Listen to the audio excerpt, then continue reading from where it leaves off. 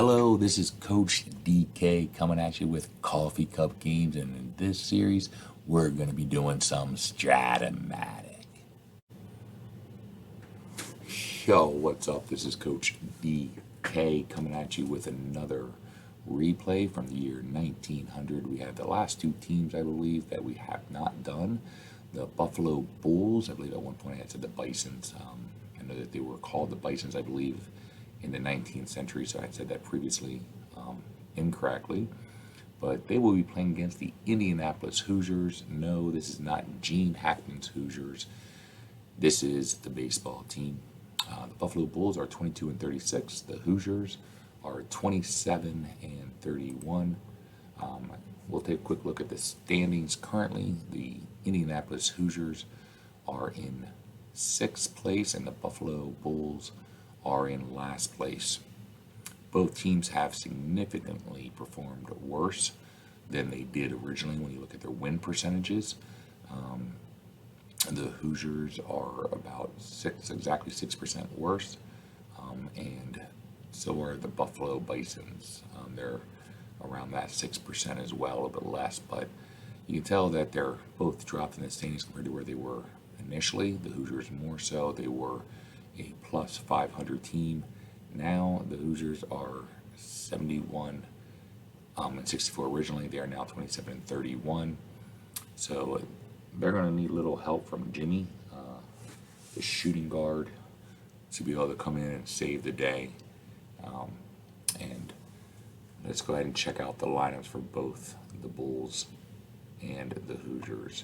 For the Bulls, probably the guy with the longest name that I've seen, Ossie Schreckengos, or Schreckengos. He's going to be playing first, leading off. Hallman at short will be second. Atherton will be playing, or excuse me, Hallman is at short. Atherton's going to be batting third, playing second. Andrews is at third base. Halligan is in left. Kerwin batting sixth is in right. Spear, the catcher, is batting seventh, and Gary is playing center, batting eighth. Something that you don't see very often is the center fielder being at the bottom of the lineup. Usually they tend to be at the top. But pitching for them will be, I believe it's Doc, but Doc Amole. He's going Doc Mole, like whack-a-mole. But we're going to call him Amole. So Doc Amole is going to be pitching for the Bulls. For the Hoosiers, who we will be managing, we have Topsy Hartsel. He's going to be in left field leading off. We have Magoon playing second, batting second. We got Socks Seybold playing center. Doc Powers cleanup playing first. Milligan will be in right. Hickey will be third base. If you get to third base, you might get a Hickey. Hayden is going to be catching. Batting seventh. Madison will be batting eighth, playing right. And the pitcher will be Kellum. So let's go ahead and jump into the play. But before you do, I ask you that you like the video, subscribe to the channel, leave a comment. Let me know what your thoughts are, liking it, not liking it, things I can do different or things I can do better. Love to get your feedback. But let's go ahead and jump into the game. As you can tell, we are going to be playing at Washington Park, which is in Indianapolis. It is a home run park, 1 in 19, if we have to come down to that. So possibility for some home runs here. You can tell that nobody's really hot except for Hickey, the third baseman for Indianapolis. He's hit 469 in the last 10 games. Kellum has pitched 20 innings in the last 10 days. He's only allowed 19 hits, only 6 earned runs in that time. And he has had 5 strikeouts. But as we look at the top, we will see that Doc Amole, the left-hander, is 4-9, even though he has a very respectable 3.66 ERA. And Win Kellum, how do you like that name, actually has more wins than losses. He is 7-5 with an amazing 1.90 ERA. So obviously he's been pitching very, very well. We're going to go ahead and jump into the game. And this will be our second night game. And Win Kellum is going to start off on the mound, going against Schreckengast. And he's going to get Schreckengast to ground out the third base. That will be one down. Hallman's going to be up. He's going to hit a ball to second base. Magoon has a lot of range with a 1, but unfortunately he does make the error, allowing Hallman to get to first base. Atherton's going to be up. He has a chance for a single, but unfortunately it's going to be a line out for him. Good for us, and that'll end the inning. So, excuse me. Topsy Hartsel is going to be up, leading off for us. He is going to hit a ground ball to second base, and unfortunately that is going to be an out. Magoon is up. He's going to ground out the third. So far Doc-A-Mole is getting our Hoosiers to ground out. Seybold gets underneath it, hits it though at Kerwin for the third out. So 1, 2, 3, and we enter the top of the second. Our first hit of the game is going to be by Andrews. He's going to rip a single to left field, and he's going to be on base. Halligan is going to pop out. Kellum and Hayden, by the way, both are very good at keeping runners on. Kellum especially with the being the southpaw. So we're able to keep some runners from stealing, which is a good thing for us. Kerwin's going to rip a ball to left field. Andrews is not going to try for third, leaving runners on first and second with the 1 out. Spear is going to be up. He's the catcher. He's going to hit a ball to Magoon, who the last time made an error. And this time he grabs it. He throws it to second for the shortstop, and who flies it over to first. So 4-6-3 twin killing. And that'll be a double play out of the inning. And now we're back up to plate. Powers is going to be up. He's going to rip a single. Unfortunately, you'll see Amole is a -4, Spear is a 0, and Powers is not known for his speed, so any chance of running is not going to be good. Milligan, who sometimes pitches, happens to be playing right field for us, draws a walk, bringing up Hickey. He's a good little bunter. He is batting .283, but this is the year 1900, and so we are going to go ahead, bunt at it, make the sacrifice play. This is the dead ball era, so let's take advantage of players.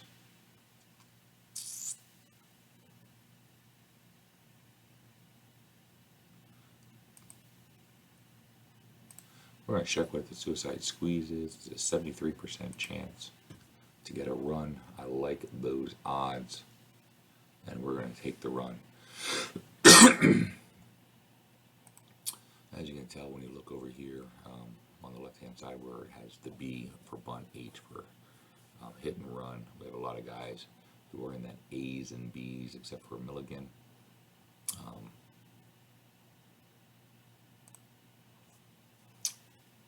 We can do a lot of bunting there. But unfortunately, that's going to be out number 3. And so going into the top of third, we lead 1-0.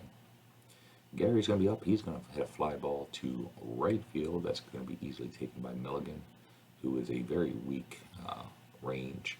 So anything hit near him is a good thing for us. The pitcher, Amole, is going to hit a liner to Hickey. And now they're back to the top of the order. Schreckengast is going to hit a ground ball to Powers. Powers is charging, he drops it, and that will be an error, or second error of the game. And Hallman's going to come up, and unfortunately he is going to fly out to left field. So it brings us up, bottom of the third. Kellum, our pitcher, is up. He is going to hit a fly ball in the opposite direction to Kerwin, and that's going to be 1 away. Next up is Topsy Hartsel. He is going to pop out, and so that will be 2 down. Magoon is up. He's going to rip a single to center. He'll get on base, though he has a 50% chance of stealing. We are not going to steal him, but luckily for us, there was a passed ball off of the mid of Spear. Again, I really believe Major League should make that an error. But Seybold is still up. Another passed ball. So Magoon, who went to first, has now all the way advanced to third. And making it nice for Seybold, who rips a single. Magoon advances. The downside of that is going to be a earned run against Strat-O-Matic. I don't agree with that. One of those things in baseball I wish that they would change. Powers is up, and he's going to line out the third, ending the inning. So after 3 innings, the Hoosiers are up 2-0. Buffalo has 0 runs on 2 hits, having made 0 errors. And the Hoosiers of Indianapolis have 2 runs on 3 hits, but unfortunately have made 2 errors. Ep.14, the number 3 hitter who plays second base, is going to lead off at the top of the 4th. And with the wonderful field, Washington Park is a home run field, and Atherton goes yard, hitting a long fly ball to left field. They get their first run. It is now 2-1. Apparently shaken up a little bit. Andrews, who had already singled, is now going to get his second single today. He's 2 for 2. Halligan with the strikeout. So that will be Kellum's first strikeout of the game. Kerwin's now up. He's going to hit a ground ball to the pitcher. That should be a fielder's choice. And now we got Spear, who allowed 2 pass balls.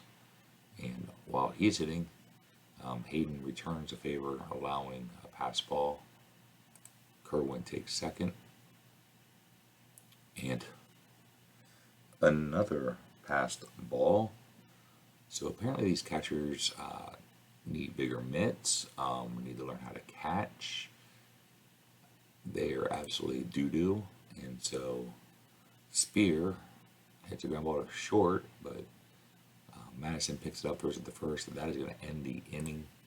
So luckily for us, we didn't have to suffer because of Hayden's horrible catching. Milligan grounds out, making 1 out. Hickey's going to be up. He's going to pop out. So that is now going to go ahead and make 2 down. Hayden's up, and he's going to ground out.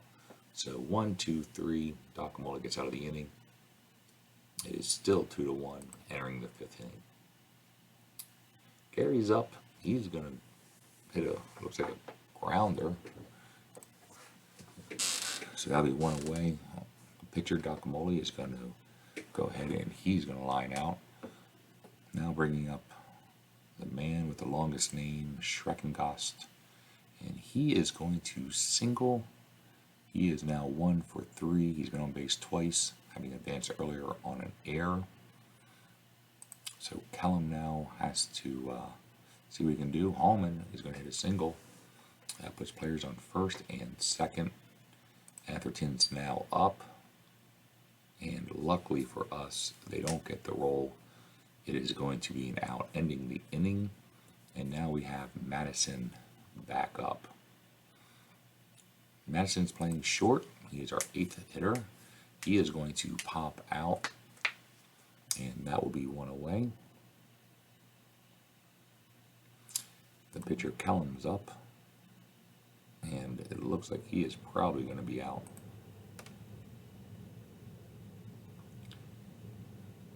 And so now Topsy Hartsel, who's 0 for 2, has a chance to get a hit, and he needs a 1-8. Unfortunately, it is not going to do the trick. It is just going to be a lazy fly ball over the second baseman, who easily grabs it. So entering the 6th inning, we are still up. The Hoosiers 2-1. So apparently Jimmy Chitwood has been the motivator that we've needed. And Gene Hackman has given the best speech ever, telling us, "I love you guys." So Andrews is up. He is 2 for 2. He is going to draw a walk, a leadoff walk. Halligan is up. He is going to rip a single, putting runners on first and third with no outs. The Bulls are trying to see what they can do. Halligan tries to steal. We went and threw it. Ready for this double steal. Andrews didn't go, and we were able to peg Halligan at second, getting one out. Kerwin's up. He needs an 8 to get a single. He gets the single with the 8. Man, that sucks, bro. So Spear is up. The game is now tied. Spear's going to hit a fly ball to center field. So the catcher for the Bulls is going to get the second out. Carey is up. He's going to hit a fly ball. This one's going to be right at Milligan, the double duty player, and that'll be the third out. But the Bulls do tie the game 2-2. Bottom of the 6th inning, Magoon is up. He's going to hit a ground ball to Schreckengast, who's going to scoop it up, and that'll be an out. Socks Seybold is up. He is 1 for 2. And unfortunately, he's going to be 1 for 3 as he's going to pop out to Atherton. Powers is up now. He's going to rip a single, giving us a runner on base. That is only our 4th hit of the game. We have been very, very fortunate with some of our dead ball getting that early run because the Bulls have been outplaying us with their 8 hits and us committing 2 errors. Milligan is up. We put him in today because of his bat. And he is going to, unfortunately, drill the ball right at shortstop, and that is going to be an out. So at the end of 6, it is 2-2. Buffalo is out hitting us 8-4, and we have unfortunately committed 2 errors so far, but now it is time, as you probably know if you've been watching the channel, it is time for our player of our spotlight player of the game. So who are we working on here today? We are going to be working on Topsy Hartsel. The reason I picked him is I thought it was interesting. The Not in Hall of Fame website has Topsy Hartsel ranked number 32 as a player who has been slated from the Hall of Fame. You may be wondering why. You may have heard of Topsy Hartsel just because of his nickname. The reason he got the name is because apparently he had extremely light blonde hair, and a reporter had given him that nickname because of his white hair, his eyebrows and lashes, and his very light pink complexion and light blue eyes. And so he was given the name Topsy, which stuck for his entire career. Hartsel was only about 5'5". He was about 170 pounds, stocky little build. He is considered, in spite of his small size, the most effective leadoff batter during the entire dead ball era.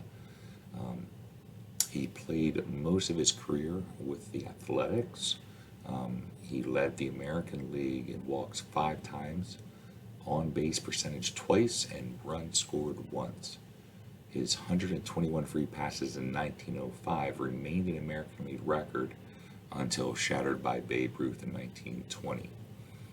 Connie Mack, the manager of the Athletics, used Hartsel as a staple in his lineup, always playing a very, very solid left field and always being a great leadoff man.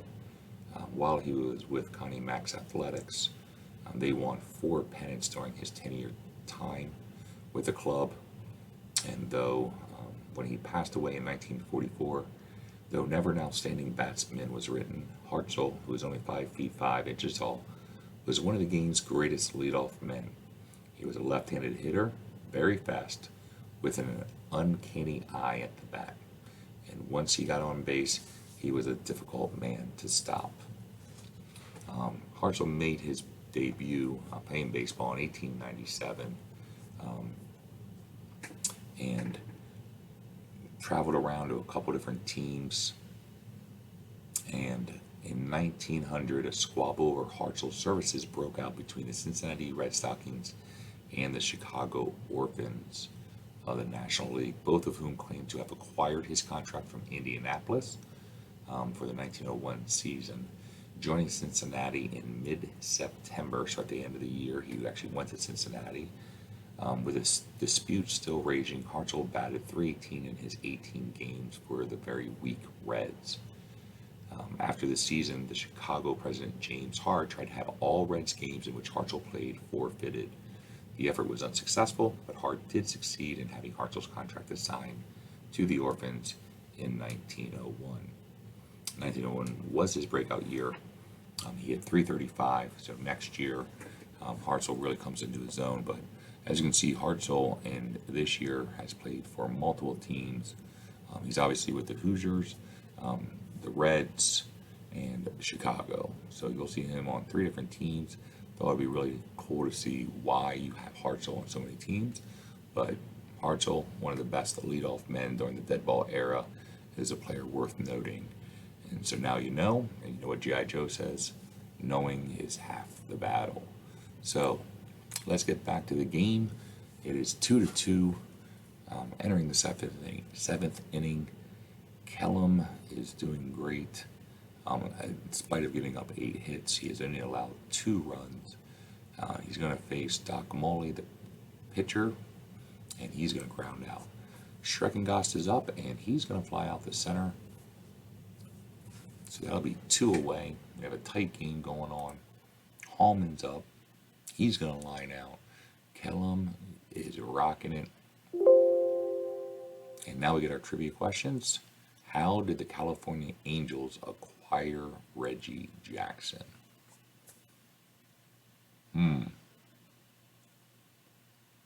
A free agency?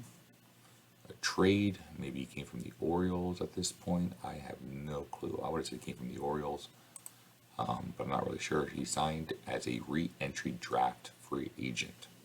So again, I am wrong. I suck at this. I didn't know who Stan the Man was, and beyond that, I have been complete doo-doo on the trivia. Apparently my word of the day is doo-doo.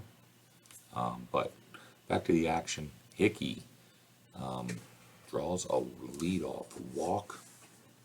Hayden is up. He is 0 for 1 with an RBI, having had a squeeze play, sacrifice bunt earlier in the game, I believe in the second. We are going to try to see if we can steal, only if he can get a good lead. He does not. So we're going to let Hayden swing away, and unfortunately he is going to pop out the third, bringing Madison up. Madison's going to line out the third, 2 down. Pitcher's up. Win Kellum, see if he can do anything to help his cause, and unfortunately he does not. He hits a fly ball to Kerwin in right field for the 3rd out. Top of the 8th. Kellum is almost to his pitch count. He has 108 pitches out of 112. But apparently he wants to make it known to the manager he does not need to come out as he strikes out. Atherton getting his 2nd strikeout, I believe, of the game. Andrews is up. And another strikeout. That's 2 in a row. I've yet to see 3 strikeouts.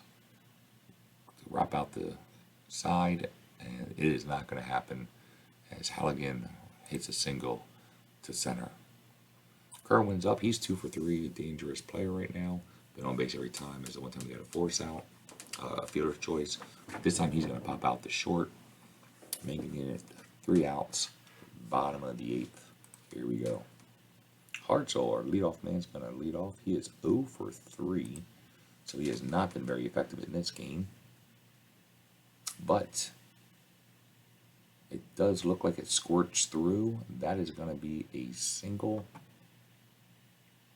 Magoon is up. We're going to see if Hartsel can get the lead. He does not get the lead. So we're going to let Magoon go ahead and swing away. And fortunately for us, it worked out. Hartsel goes to third. They don't try to get him. It is now runners on first and third. Do we want to try a double steal? They have the infield in. We have our 3, 4, and 5 hitters. Let's let them swing away. Socks Seybold is up. Good decision. I am brilliant. Undefeated. Never lost. There's a reason for it. I put the leg in lead. No, that doesn't make any sense. So, Seybold knocks in a run. Still no outs. Powers is up. Still runners on first and third. Unfortunately, he is going to hit it to shortstop, who's going to hold the runner, take the easy out at first. There are 2 down. Milligan is up. He hits a ball to short. The infield is still in. Hallman cannot make the play in air, adding another run, keeping runners on first and third. Seems like it's been like this all inning. Hickey's up. He's going to draw a walk. Bases are loaded. Seeing if we can add some more runs. Hayden's up. He is 0 for 2. He does have a sac bunt for an RBI. And this time, unfortunately, he is going to pop out for the second out, bringing up Madison. Madison, unfortunately, he is also going to pop out. Fails in the clutch. Madison has popped out every single time at the bat. But we do get 2 runs. It is the top of the 9th. We'll let Kellum see if he can finish this one. If he gets himself in a little bit of trouble, we will bring in a reliever. But so far so good as he gets a spear to line out. They're going to bring in Getman. Getman originally in the year 1900 was one of the best hitters for the team, batting almost 300. Unfortunately, this year he has been struggling, hitting only 242. But they're going to see what they can do, and unfortunately, he is going to hit a foul ball at third base, foul territory. Hickey strides over there, makes the play, and now we are down to the final out. Recognizing the circumstances of the game, manager brings in, Dan Shannon brings in Scoops Carey. So Scoops Carey is up. A name like Scoop sounds like he's more of a fielder than a hitter, but oh wow, he is going to hit a triple.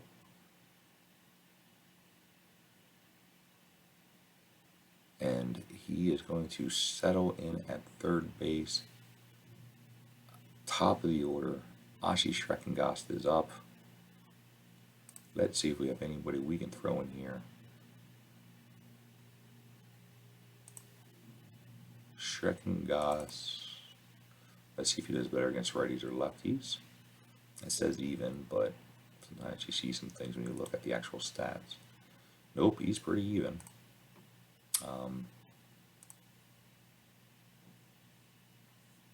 All of our guys have been used a lot. Jeez. Schreckengast is a right-hander. Let's see what Gardner looks like here.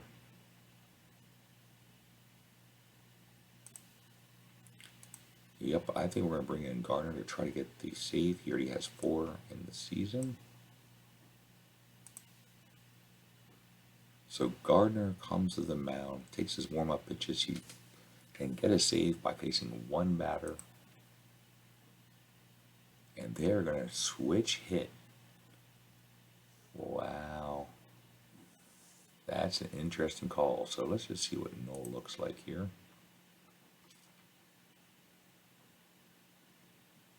They obviously feel good about him, and understandably so. 42.9 chance to get on base, about a 36.4 chance for a hit, so well over 1 for 3. If it lands on the player's card, it does not. It's going to be a ground ball to Madison, who has very slow range, not a good fielder, but he makes the play to end the game, giving us the win and giving Gardner the save. So a good game came down toward the end as we knocked in 2 runs in the bottom of the 8th.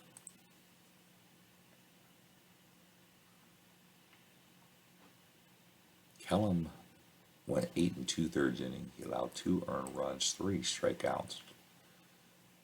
And so his ERA is at 1.91. Gardner goes a third of an inning, getting out his only batter with a ground out. He now has his 5th save, going 1.68 ERA. Topsy unfortunately goes 4-10, but if you look at his stat line, realistically, it's just not cool for him. He goes 8 innings, only allows 7 hits. 2 runs are earned. He did walk 3 guys, but pretty hard there to swallow if I was him. I'm not sure who we would give the player of the game to. Seybold was 2 for 4. So was Magoon. He was 2 for 4, but Seybold had the 2 RBIs to win it. So I might go with Socks Seybold as the most valuable player there. Socks Seybold had 2 base hits and 2 RBIs at Washington Park as the Indianapolis Hoosiers beat the Buffalo Bulls 4-2. Win Kellum, 8-5, delivered a fine performance for Indianapolis. He went 8 2/3 innings, allowing 10 hits and 1 walk. Buffalo had 10 hits in the game, while Indianapolis had 7. But Indianapolis had the more timely hits. Kellum was helped out by Jim Gardner, who recorded his 5th save. Doc Amoli was the losing pitcher. He gave up 4 runs and 7 hits in 8 innings. With the win, Indianapolis now has a record of 28-31. Buffalo has a record of 22-37, worst in the division after the loss. So, there you go. We have now covered every team in both the American and National League. Hope you guys enjoyed it. Remember to like the video, subscribe to the channel, and please leave some comments. I'd love to see what you guys have to say. All right, see you soon.